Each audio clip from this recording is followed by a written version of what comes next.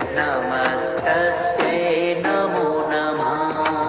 नमस्तस्यै नमस्तस्यै नमस्तस्यै नमो नमः।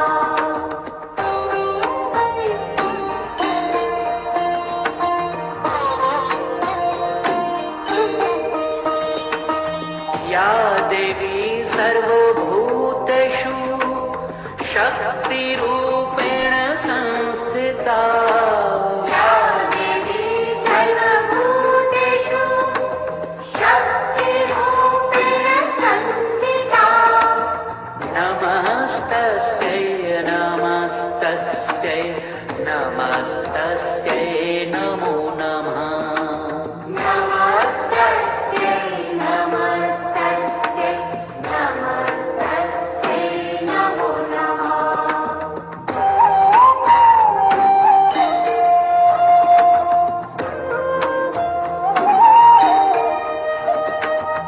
या देवी सर्वभूतेषु भक्तिरूपेण संस्थिता। या देवी सर्वभूतेषु भक्तिरूपेण संस्थिता। नमस्तस्यै नमस्तस्यै नमस्तस्यै नमो नमः। नमस्तस्यै नमस्तस्यै नमस्तस्यै नमो नमः।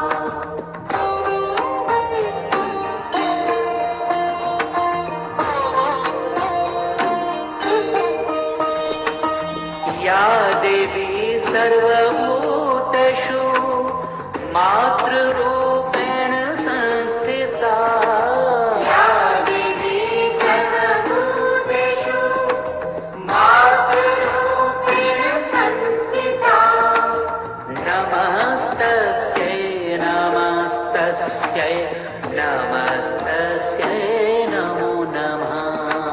नमस्तस्यै नमस्तस्यै नमस्तस्यै नमो नमः।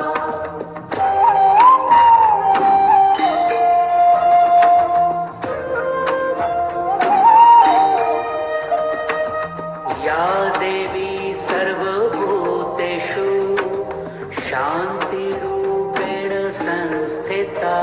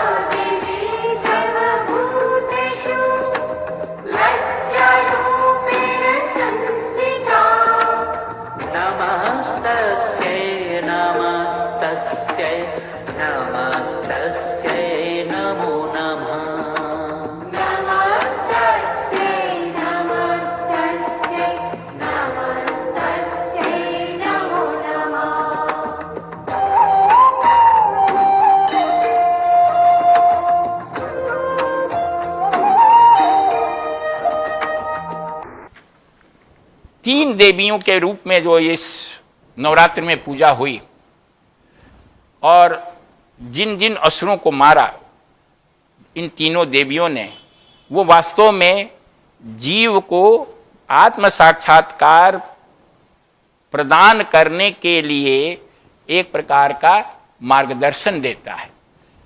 ये जो जीव है यानी प्रत्येक व्यक्ति जो है वो तीन प्रकार के शत्रुओं से जो है घिरा रहता है, मल, विक्षेप और आवरण। मल का मतलब होता है कि स्थूल जो विकृतियां हैं, काम, क्रोध, मद, ये मल है। इन मलों का प्रतीक जो था वो मधु कैटभ था, जिसको दुर्गा देवी जो है वो उन्होंने समाप्त किया। दुर्गा देवी की कृपा से शक्ति प्राप्त होती है और उस शक्ति के द्वारा साधक जीव अपने अंदर के जो मधु और कैटभ के रूप में जो मल है उस मल को वो दूर करता है। दूसरा बाधा जो है वो विक्षेप का है। विक्षेप का मतलब होता है मन के चंचलता, मन में व्यग्रता, उद्विग्नता।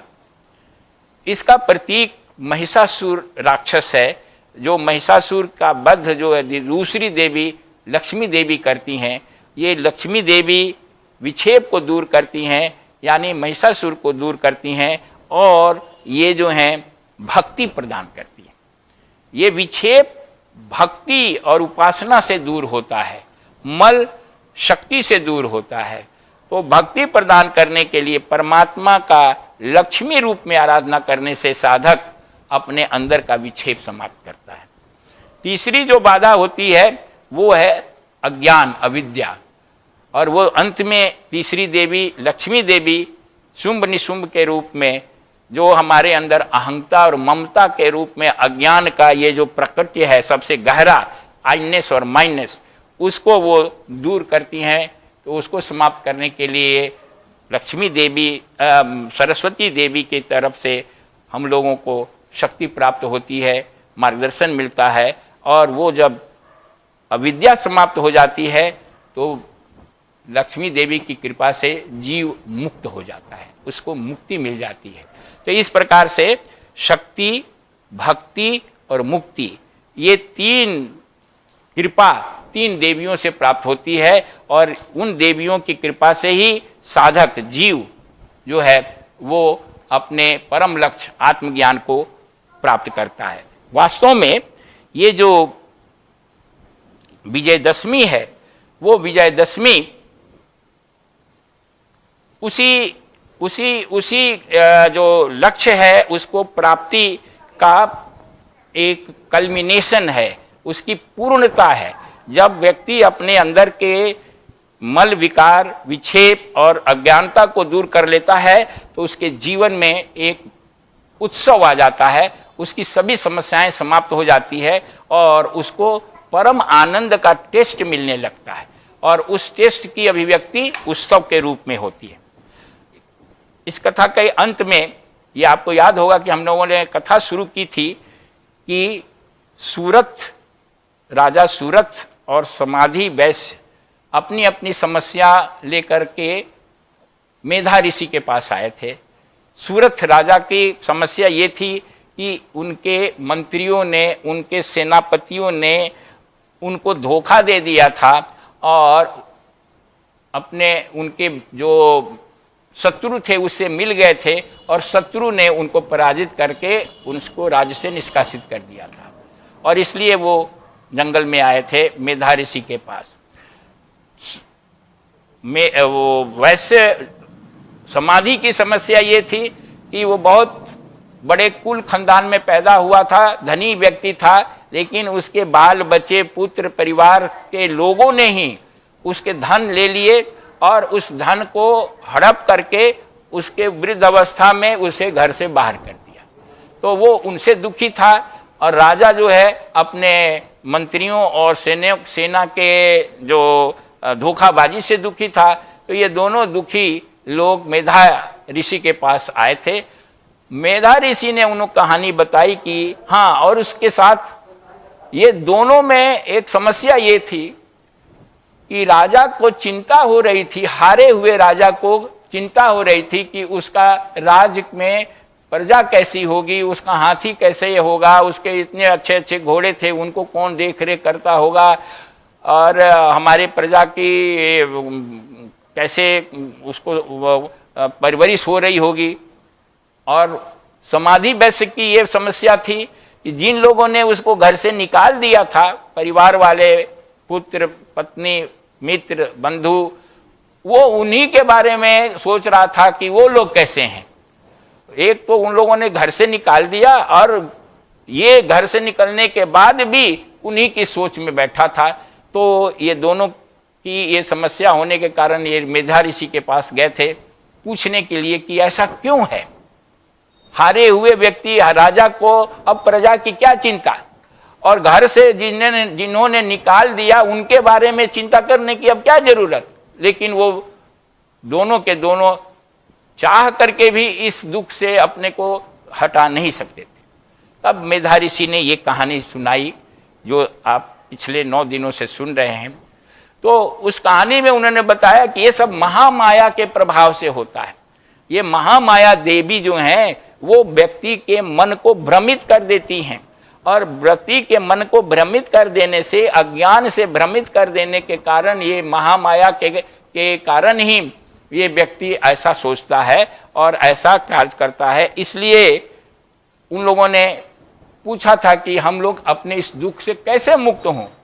तो मेधा ऋषि अब कथा सुनाने के बाद कहते हैं कि हे देवी सुरथ और वैश्य, आप लोग जो हैं उसी देवी की आराधना कीजिए जो महामाया है, जिसकी ब्रह्मा जी ने आराधना की थी। विष्णु मायेति सप्तिता, मतलब विष्णु भगवान को जगाने के लिए जब वो मधु कैटभ से भयभीत हो रहे थे, तो आप जो हैं, आप लोग उस देवी दुर्गा देवी की आराधना कीजिए, वो आपकी माया को दूर करेंगी। तब राजा सुरथ और मेधा ऋषि ये दोनों जो हैं वो देवी की आराधना के लिए प्रसन्न अलग अलग जगह चले गए, और उन लोगों ने बड़ी तपस्या की, देवी की आराधना की, और देवी उनकी आराधना से प्रसन्न हुई।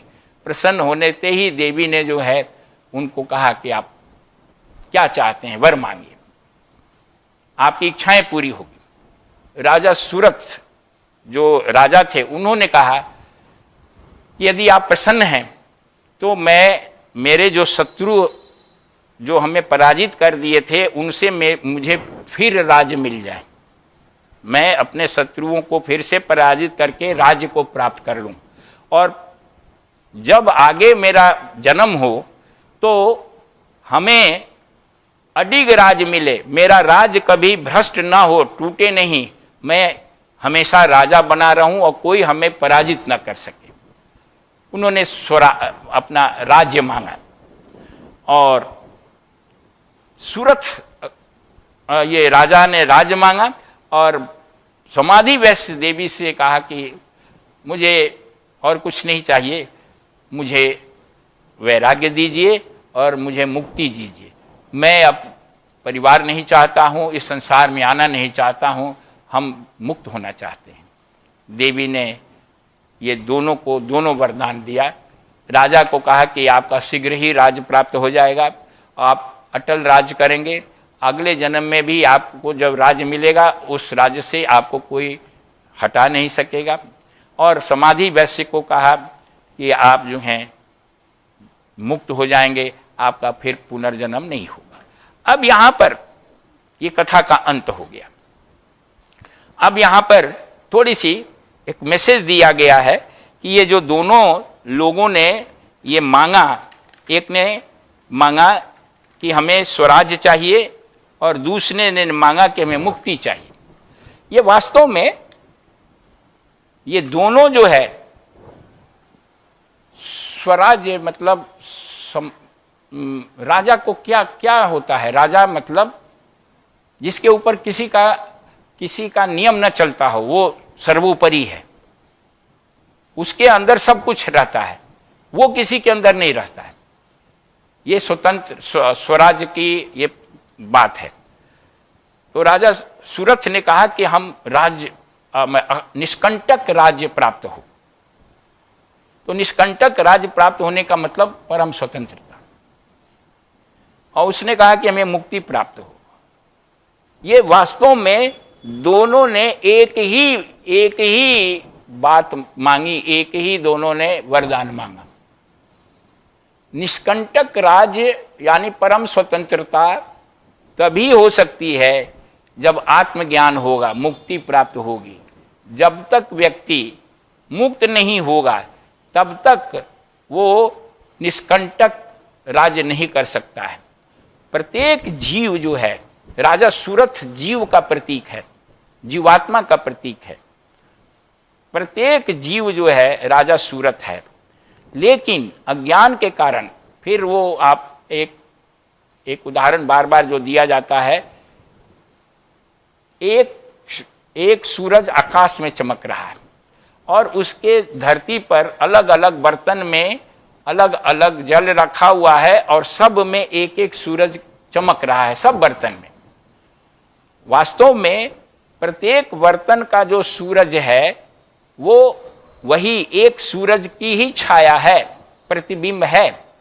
एक ही सूरज उस सब बर्तन में चमक रहा है, लेकिन अज्ञान के कारण अलग अलग बर्तन का सूरज अपने आप को अलग समझता है। मैं कढ़ाई का सूरज हूँ, मैं बाल्टी का सूरज हूँ, मैं ड्रम का सूरज हूँ, मैं गंगा जी में चमकने वाला सूरज हूँ, मैं नाली का सूरज हूँ, मैं मिट्टी के बर्तन में चमक रहा हूँ।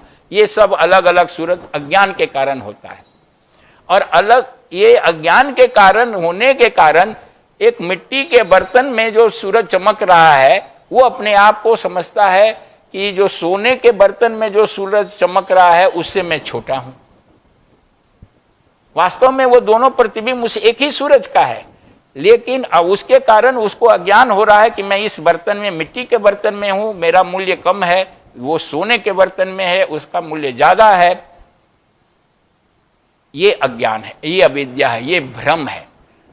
राजा सूरथ, अब ये जो है ये परम स्वतंत्रता नहीं है, वो मिट्टी के कारण अपने आप को छोटा समझता है, वो सूरज, वो स्वर्ण के कारण अपने आप को बड़ा महत्वपूर्ण समझता है। जब तक ये दोनों प्रतिबिंब अपना मूल स्वरूप, यानी ये मिट्टी के बर्तन वाला सूरज चाहे सोने के बर्तन वाला सूरज को जब ये ज्ञान हो जाए कि मैं वास्तव में आकाश में चमकने वाला सूरज हूं, तो फिर उसे मिट्टी के सूरज होने का या सोने में सूरज होने का न तो बड़ाई होगी, न तो उसके अंदर हीनता आएगी। ये हीनता और बड़ाई अज्ञान के कारण होती है, जब तक हम एक जीव भाव में जीते हैं। राजा सूरथ ने मांगा कि हमें परम स्वतंत्रता का निष्कंटक राज्य मिले। तो निष्कंटक राज्य तभी मिलेगा जब इस जीव की उपाधि खत्म हो जाएगी। हम लोगों को उपाधि होती है, मैं ब्राह्मण हूं, कोई कहता है कि मैं शूद्र हूं, तो ये उपाधि है। जैसे आकाश इस कमरे में बंद है तो ये घटाकाश है, ये मतलब एक कमरे का आकाश छोटा है, लेकिन इसकी चारों दीवार तोड़ दीजिए तो ये आकाश बाहर वाले आकाश के साथ एक ही मिला हुआ है। केवल दीवार के कारण ये छोटा आकाश दिखता है। ये दीवार जो है वो उपाधि है। तो उपाधि जब तक रहेगी तब तक स्वतंत्रता नहीं रहेगी, और जब ज्ञान जब प्राप्त हो जाएगा तो ये उपाधि खत्म हो जाएगी। तो राजा सूरथ ने भी जो प्राप्त किया, इसलिए सबसे अच्छी बात यह होती है कि जीवन जीते समय, व्यवहारिक जीवन जीते समय यदि हम लोग आत्मा में अवस्थित हैं, जीवन मुक्त हैं, तो जीवन का भोग करते हुए भुक्ति और मुक्ति, ये दो बात कही गई है। बहुत बड़े संत जो होते हैं वो आशीर्वाद देते हैं आपको भुक्ति और मुक्ति दोनों प्राप्त हो। भुक्ति का मतलब होता है संसार के भोग, परिवार भी हो, घर भी हो, धन दौलत भी रहे, प्रतिष्ठा भी रहे, इसको कहते हैं भुक्ति। लेकिन ये जो भुक्ति है, भोग है, उसमें अहंग भाव ना हो।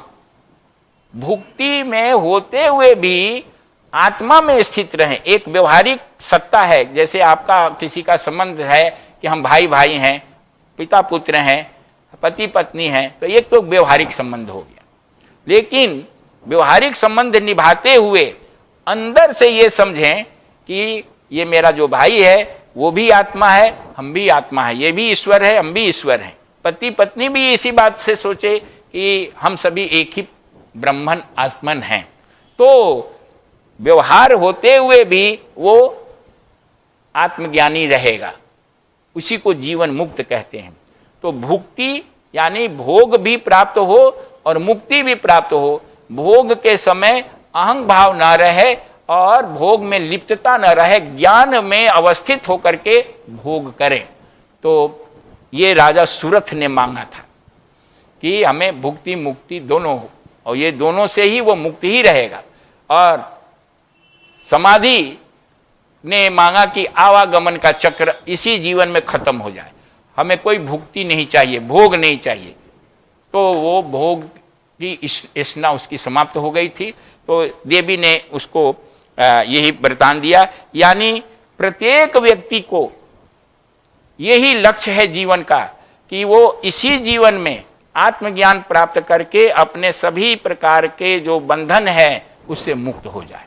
बंधन से मुक्ति का नाम ही निर्माण है, आत्म साक्षात्कार है, ईश्वर साक्षात्कार है। देवी दुर्गा, देवी लक्ष्मी और महादेवी सरस्वती, तीनों देवियों की अनंत कृपा आप सबों को प्राप्त हो। देवी दुर्गा आपके जीवन को शक्ति से भर दें।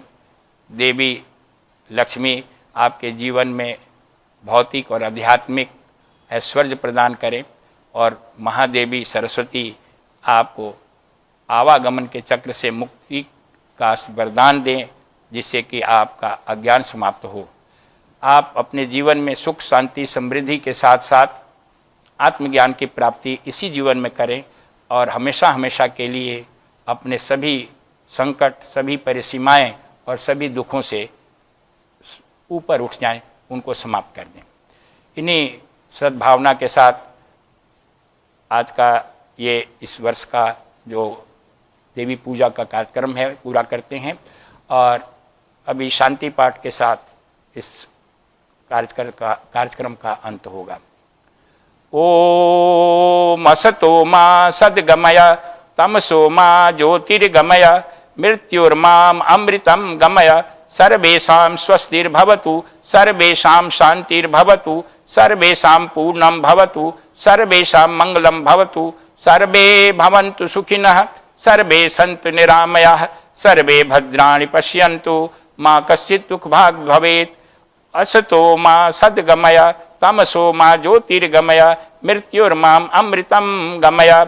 ओम त्र्यंबकं यजामहे सुगंधिं पुष्टिवर्धनम् उर्वारुकमिव बन्धनान् मृत्योर्मुक्षीयमामृतात्।